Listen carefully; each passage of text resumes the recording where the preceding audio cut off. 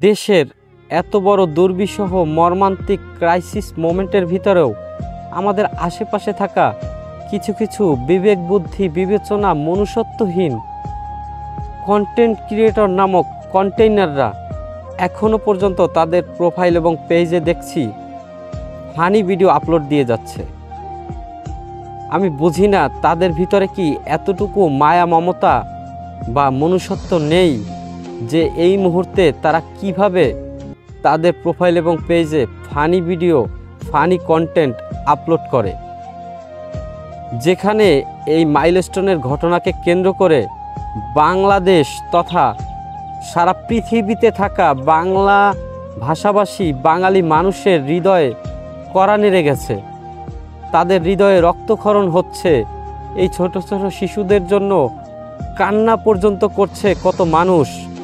এদেশের সুশীল সমাজের অনেক অনেক বড় বড় ব্যক্তিত্ব যারা সেলিব্রিটি পর্যায়ে আছে, অনেক বড় বড় জায়গায় আছে, তারা পর্যন্ত তাদের বিভিন্ন ধরনের কার্যক্রম, নাটক সিনেমা বলেন, বিভিন্ন ধরনের কার্যক্রমকে এই মুহূর্তে সোশ্যাল মিডিয়া প্ল্যাটফর্মে আপলোড দেওয়ার জন্য নিষেধ করছে। তারা পর্যন্ত স্ট্যাটাসের মাধ্যমে তাদের সমবেদনা জানাচ্ছে। সেইখানে আমাদের আশেপাশে থাকা কিছু পাতি উগ্র কন্টেন্ট ক্রিয়েটর নামক কন্টেইনাররা বর্তমানে সোশ্যাল মিডিয়াতে ফানি ভিডিও আপলোড করছে। আমার মনে হয় তাদের কাছে এই কন্টেন্ট আপলোড করে শুধুমাত্র টাকা কামানো ছাড়া তাদের ধ্যান জ্ঞান আর অন্য কোথাও নেই। তার আশেপাশে থাকা মানুষগুলো যদি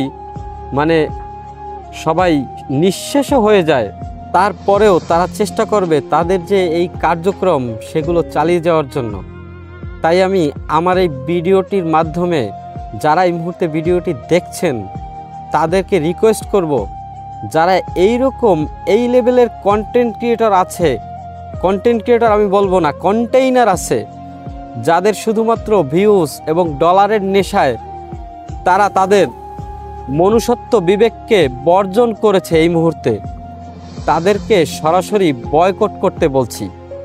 কেননা আপনি আপনার জায়গা থেকে যদি তাদেরকে বয়কট না করেন, তাহলে আমি মনে করব যে আপনার বিবেককেও এতটুকু নাড়া দেয়নি দেশের এই ক্রাইসিস মোমেন্টটিকে, দেশের এই দুর্বিষহ সময়টিকে। ইতিপূর্বেও বিভিন্ন সময় দেখছি এই সমস্ত কন্টেন্ট ক্রিয়েটররা দেশের বিভিন্ন সমস্যা চলাকালীন সময়েও তাদের কার্যক্রম ঠিকঠাক মতন চালিয়ে গিয়েছে, আর সেইটাকে আপনারা সাদরে গ্রহণ করেছেন। আমি বুঝি না যে যারা এটাকে গ্রহণ করেন কিংবা যারা এটা করেন তারা আসলেই কি মনুষ্যত্ব আছে তাদের ভিতরে, নাকি মনুষ্যত্ব জলাঞ্জলি দিয়েছেন। ভাই, অন্তত একবার একটু সেই কোমলমতি শিশুদের কথা ভাবুন। আপনার পরিবারেও তো একটা শিশু আছে, আপনার পরিবারেও তো একটা শিশু থাকতে পারে যারা আজকে মৃত্যুর সাথে পাঞ্জা লড়ছে হসপিটালে। তাদের কথা একটু একবার ভাবুন। আমার মনে হয় না যারা মুমূর্ষু রোগী নিয়ে হসপিটালে দিন কাটিয়েছে কিংবা যাদের ঘরের শিশু বাচ্চাটি অসুস্থ হয়েছে এবং তাদের পিছনে হসপিটালে দৌড়দৌড়ি করেছে, তারা চোখের সামনে দেখেছে শিশুটি কিভাবে যন্ত্রণায় কাতরাচ্ছে, তাদের এই মুহূর্তে ফানি মোমেন্ট কিংবা ফানি চিন্তাভাবনা মাথার ভিতরে আসে, কিংবা ফানি কন্টেন্ট আপলোড দেওয়া মাথার ভিতরে আসে। তো যাই হোক, এই জন্যই ভিডিওটি করা।